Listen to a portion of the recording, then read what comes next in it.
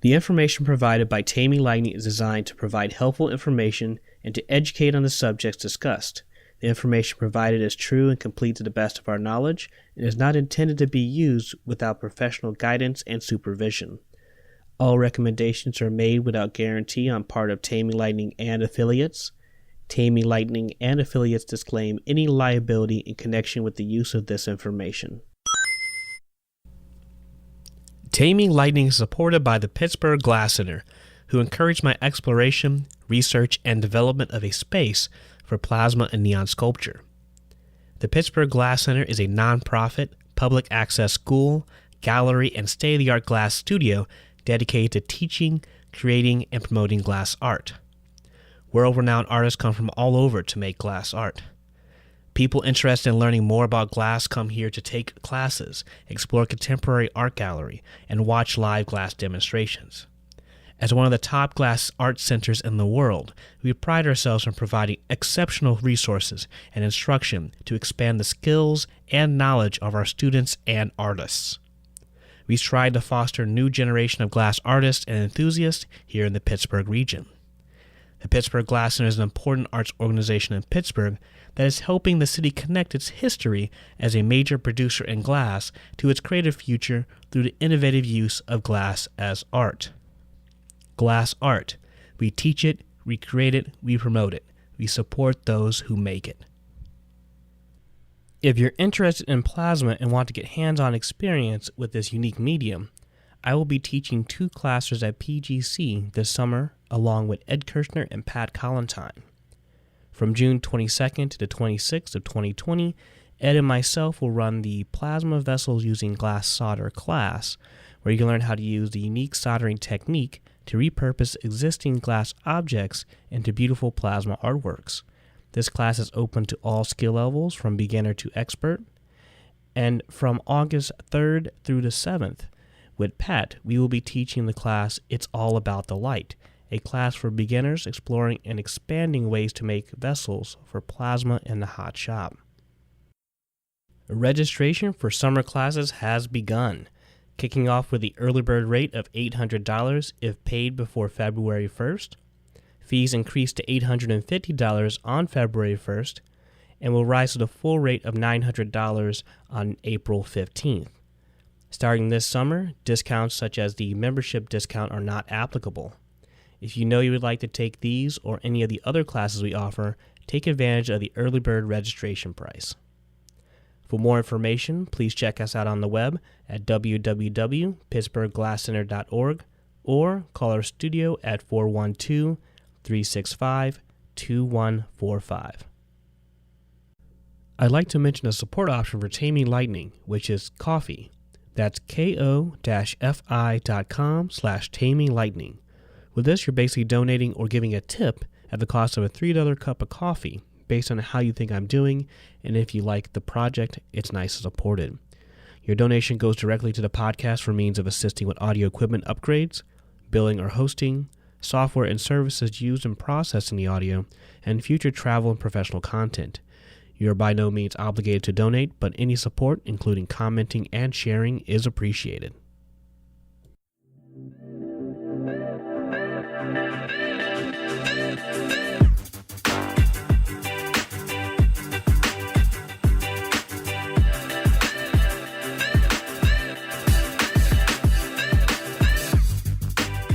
Welcome back, or welcome to the Taming Lightning podcast.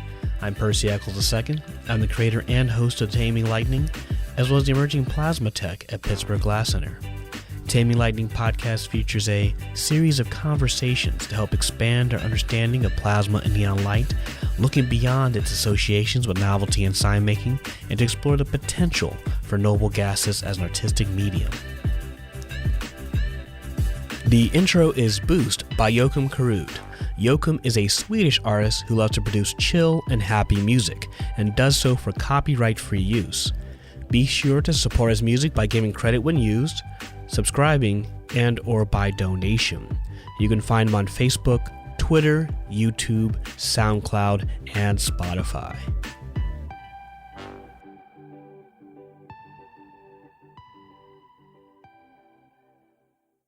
Hello, Lightning Tamers. This is episode number 21. In today's podcast, we have Ashley Goodwyn of Urban Glass in the middle of her transition for grad school at Wisconsin-Madison University. We recorded this back in July 2019 after she taught a neon workshop at Glass Axis.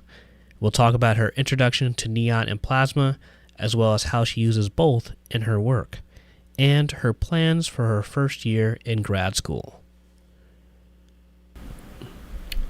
Hello, Ashley. Welcome to the podcast.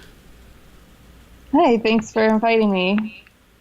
So typically we start out by kind of having you introduce yourself. Could you introduce your what you do now and what you've been up to? All right, I'm Ashley Goodwyn. I graduated from Alfred University in 2013, unfortunately a little bit before Sarah Blood arrived. And I didn't do much neon there. I then found myself after several other studios at Urban Glass, where they needed someone to help with the neon, and I raised my hand and got trained in neon there, and it's been part of my practice ever since. I'm currently about to start my first year of grad school at University of Wisconsin-Madison, which has a neon program, which is very exciting to pick the brain of the neon instructor here and keep playing with it.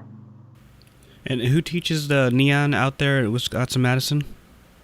It's Tom. Zakura. I am so bad with last names. Okay. Zikuhr. Yeah, I got you. Zicker.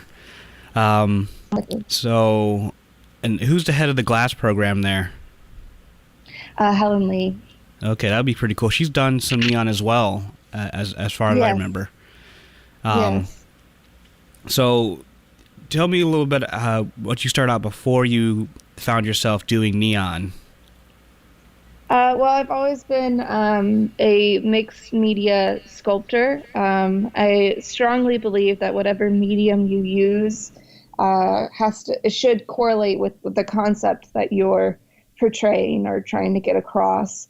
And a lot of my work, like ceramics, has been the basis of kind of the human experience in life, the physical life.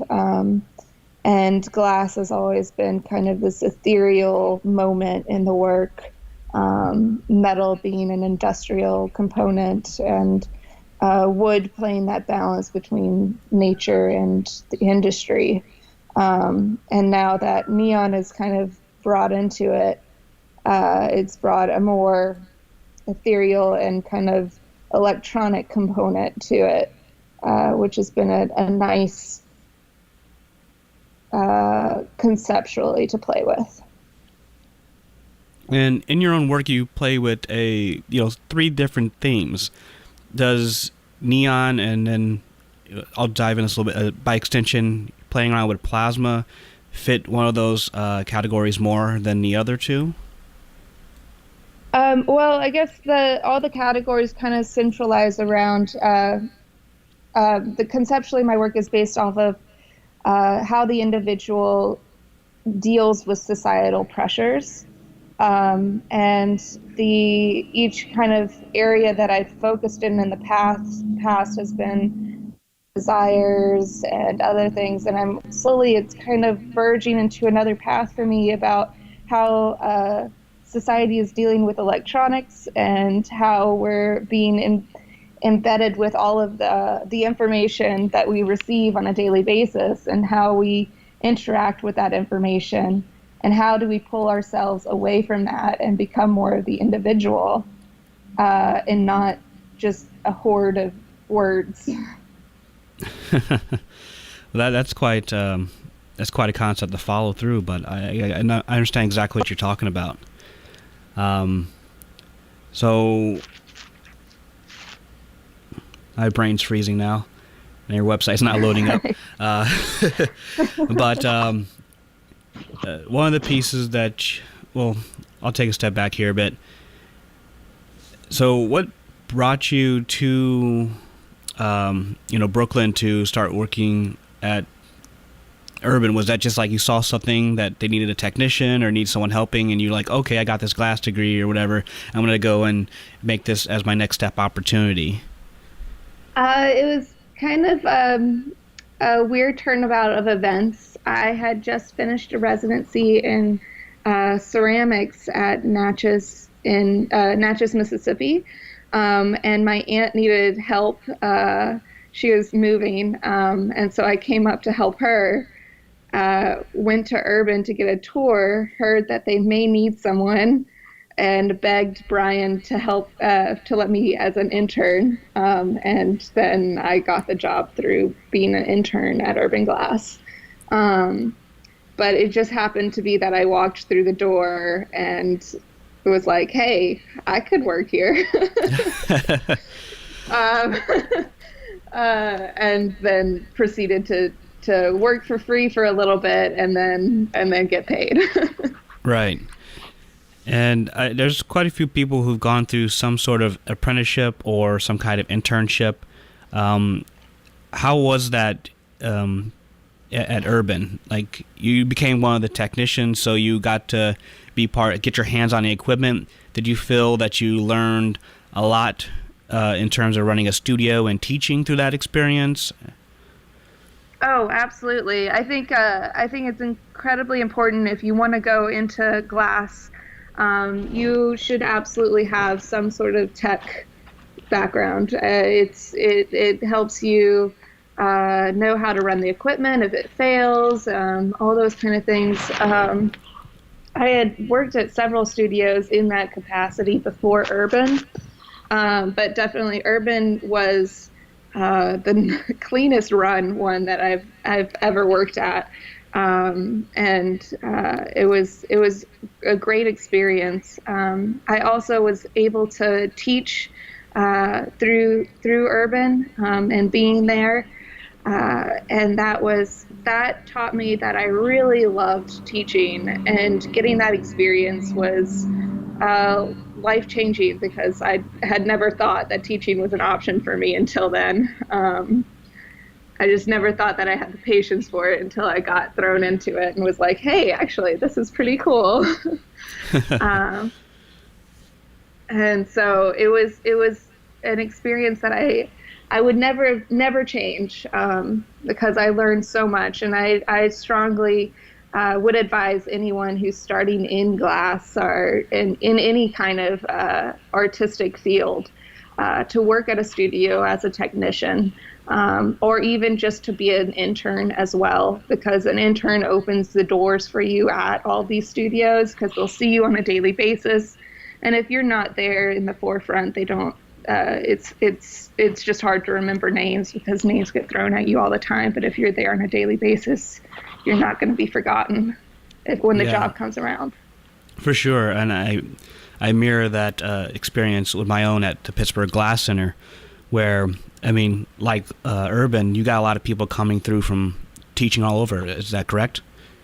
Oh, yes. And that's another amazing opportunity that Urban provided for me. Is I had no experience in neon until they were like, we need someone to help out. And so I ended up learning on the job, learning on the job through TAing for all of these incredible neon artists. And so each class I'd learn something new and a completely different technique to do the exact same thing that I learned in the other class. So it was a great hodgepodge of wonderful techniques that eventually led me to the techniques that I work for me. Mm-hmm. Because you definitely see, like, there's a million ways to skin a cat in that old phrase, and that's how neon is approached too. Is there anyone that you found has influenced you the most, or you've been most supportive in your exploration and learning of neon? Well, Wayne Stratman and Rusty have both been incredible helps. I'll email Wayne and Rusty all the time saying, hey, what is this? And they'll email back and say, oh, that's this thing that's going on. Incredibly supportive people, and they're great help and full of knowledge, incredible knowledge. And that has been very helpful to me. Now, with Neon, what would you say is like your the most favorite moment of working in Neon? Your most favorite thing about it? I love planning. So at least with the students' work, and going through the classes, my favorite part is absolutely taking their projects and planning it out with them. Going through like, how much footage is this? What bins should I be doing first? Because they're just giant puzzles that are ready to go. And I love puzzles, so that's always my favorite part. Have you got a chance to explore different color palettes through what's available in Neon? In my work, and I make a joke about this, and my studio mates have always made a joke about this with me too, is my work is very, I'm terrified of color. I like the natural color of whatever material I'm working with. And so the only color palette I tend to use is the color palette of the gases. And that natural, like red of neon or purple of argon. Those are the kind of colors that I'm looking for. It's to just actually see the electricity and that noble gas instead of the phosphors in there too. Mm-hmm.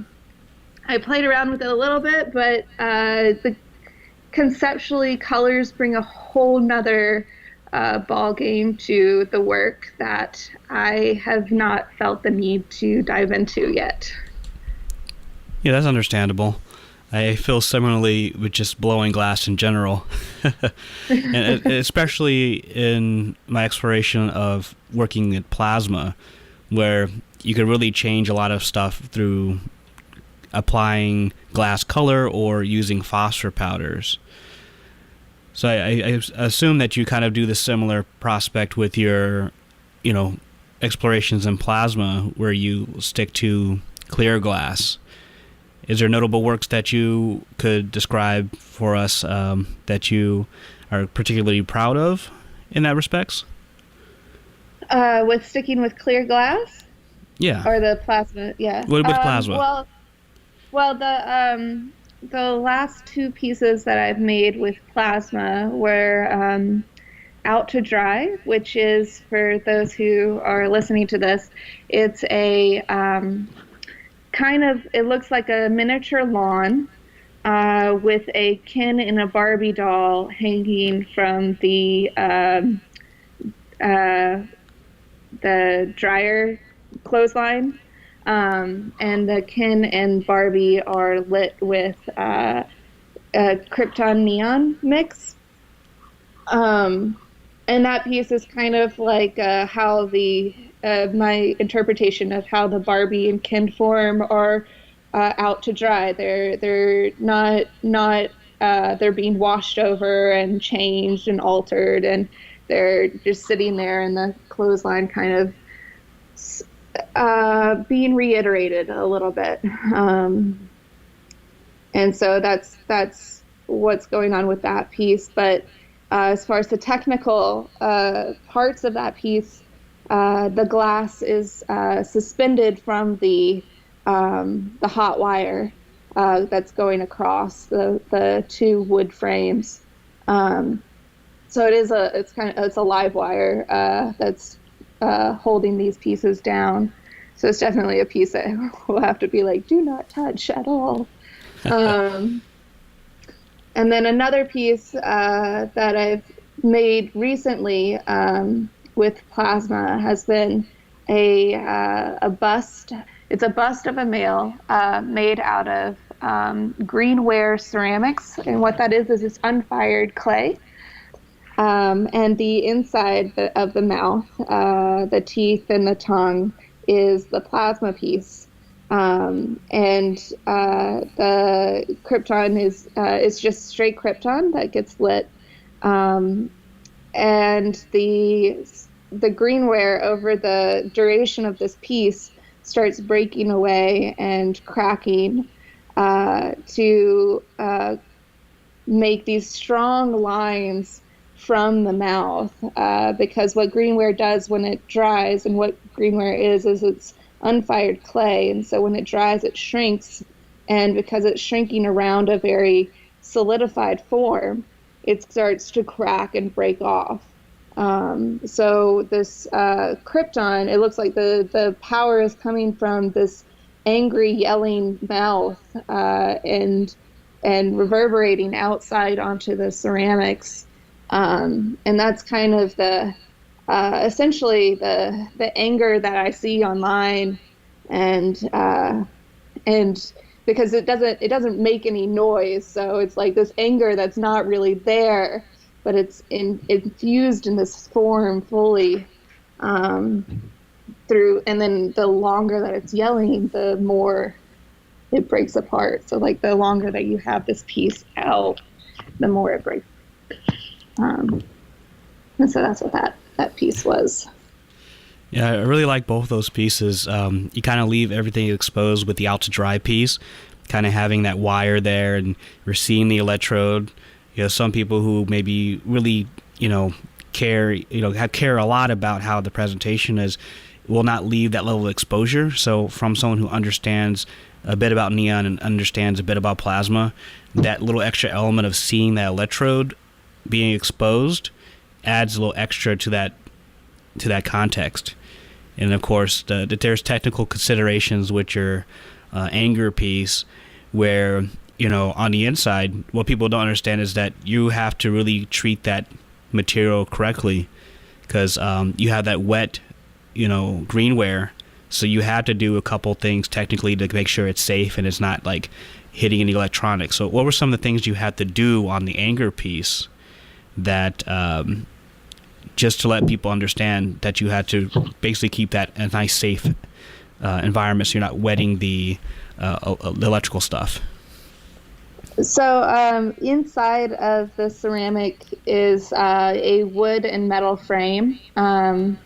So it's kind of just wood bars and a wire mesh around a wooden frame that's in the shape of the bust.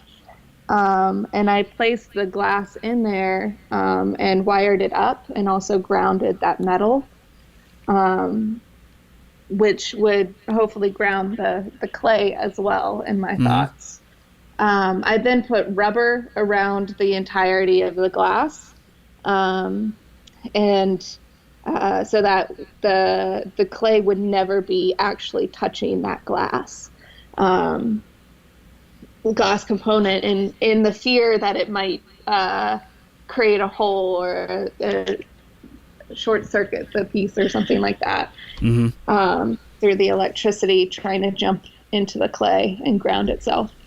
And then that's when I sculpted the clay around that, and then I had the transformer was inside the bust area as well. So the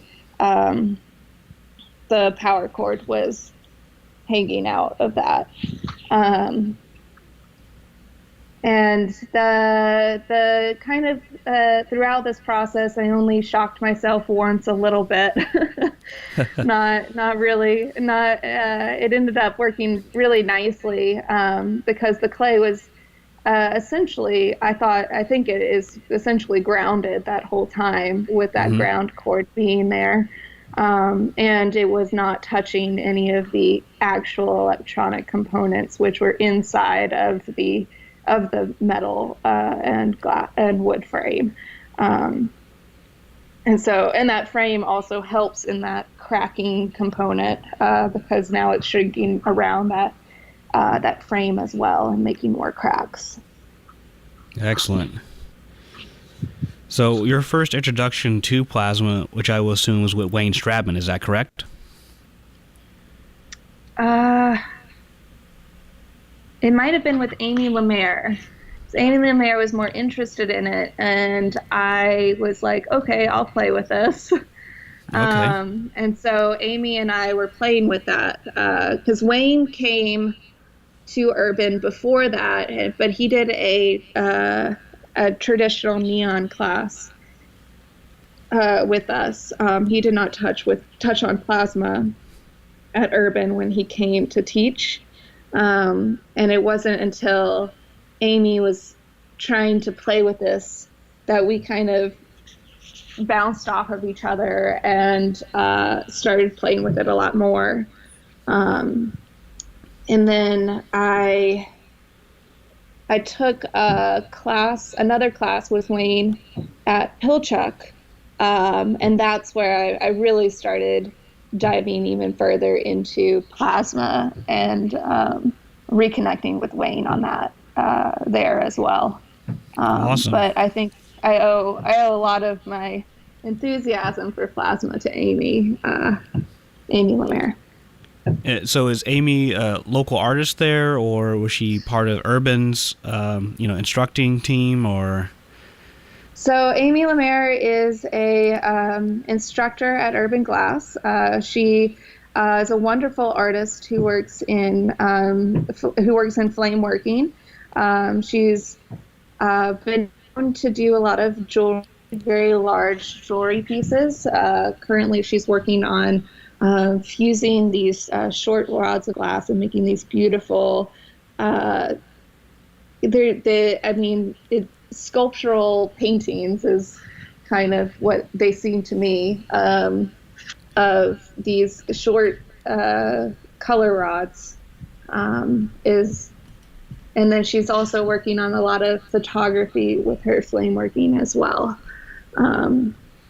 But because of her interest in pushing scientifically what she knows and pushing the glass and her capabilities in glass, we were able to experiment a lot together, which was fun. Okay. And then I heard that you guys are starting to put up a new system for doing some plasma stuff at Urban. Is that still true?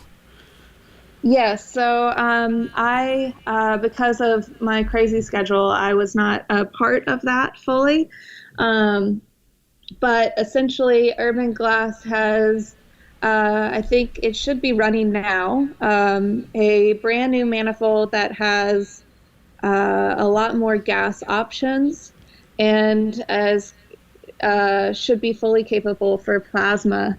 But beyond that, I can't give you much more information. You're just going to have to go there and see it. But it's definitely a step up from the bombarder and manifold that we had before. It gives us a lot more capability. It gives Urban a lot more capabilities, and we also now have two vacuums, which is wonderful and can get a cleaner pump. That sounds good. Mm-hmm.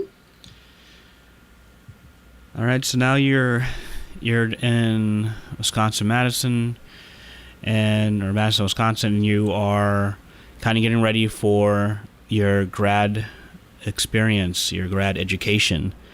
Is there anything that you have in mind to explore there? Well, a lot of my work has been focused on sociology a lot, and I'd like to hopefully take a few classes in sociology or psychology to get a little bit more of an understanding and to build that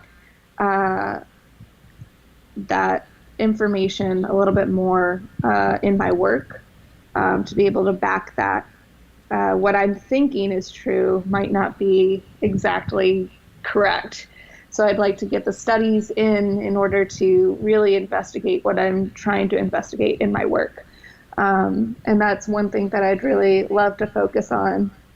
Also, just working with Tom and Helen is going to be an incredible experience. I really hope that they throw some crazy critiques at me, because I feel like I need that. I've been out of school for the last almost, I think, 6 years. So it would be nice to get that strong critique again of my work and really throw me off my feet.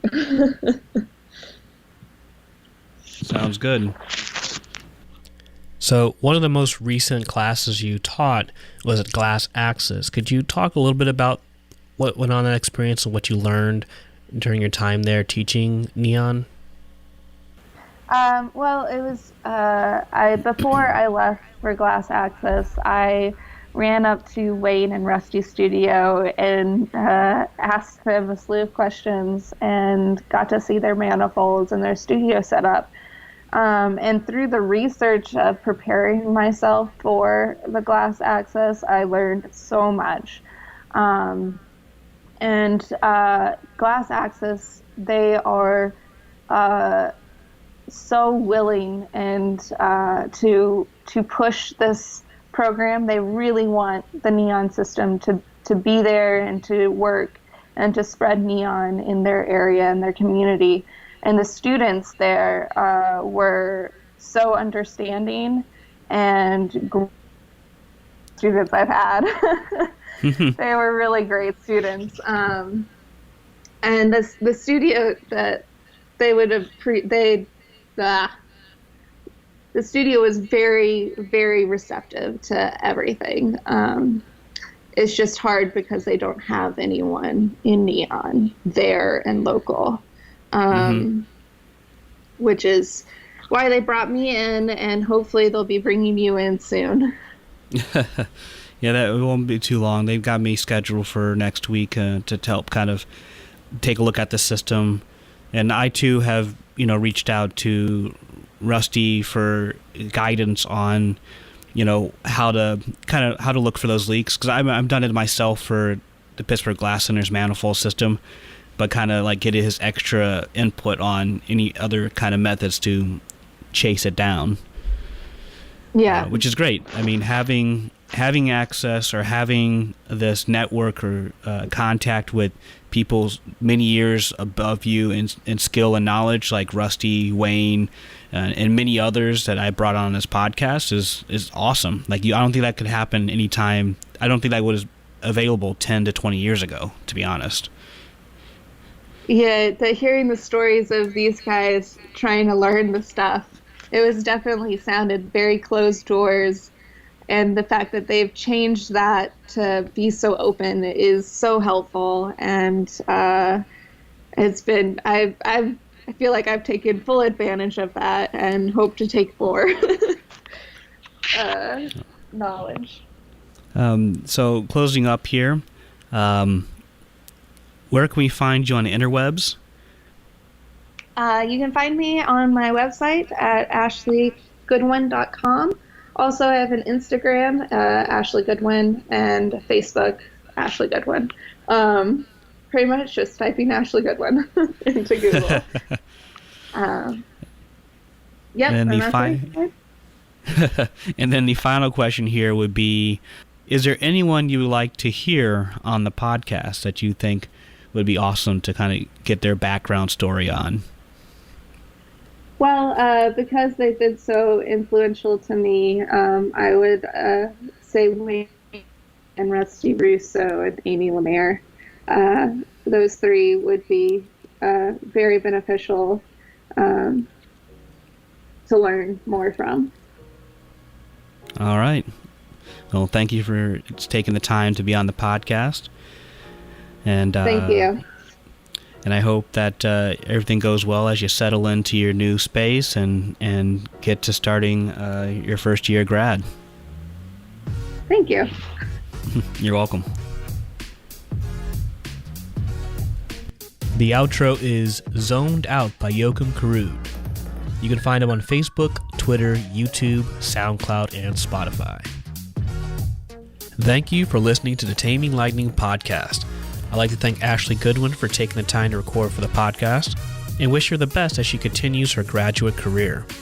Expect to hear from her again as she explores new work with neon and potentially plasma. And I also like to thank her for connecting me with the Glass Axis and providing the next steps to service their Neon Manifold. And the Plasma Art Alliance, where I have an access to a well of knowledge and connects me to some amazing and supportive people. If you'd like to support Taming Lightning, subscribe on the newsletter on www.taminglightning.net or follow on Instagram at Taming Lightning. Other options for support are donations through Ko-fi, spelled ko-fi.com/taminglightning, where you can donate for a price of a $3 cup of coffee. Links will be provided in the show notes. Feel free to share, comment, and subscribe, and I'll see you next time.